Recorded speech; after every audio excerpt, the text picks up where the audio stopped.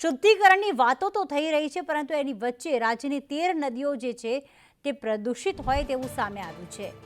13માંથી 6 નદીઓનો કેટલોક પટ અત્યંત પ્રદૂષિત છે, જેમાં સાબરમતી છે, ખારી છે, વિશ્વામિત્રી, તાપી અને મહી નદી પ્રદૂષિત છે। તો અમલખાડી, મીંઢોળા, ઢાઢર અને શેઢી નદી પણ પ્રદૂષિત છે। સાબરમતીનો રાયસણથી વૌઠાનો પટ અત્યંત પ્રદૂષિત છે, જ્યારે અમલખાડીનો અંકલેશ્વર પાસેનો પટ અતિ પ્રદૂષિત છે। ભાદર નદીની વાત કરીએ તો જેતપુર પાસેનો પટ ભયંકર પ્રદૂષિત છે। ઢાઢરનો કોઠાળા પાસે, ખારીનો લાલી ગામ પાસેનો પટ પણ પ્રદૂષિત છે।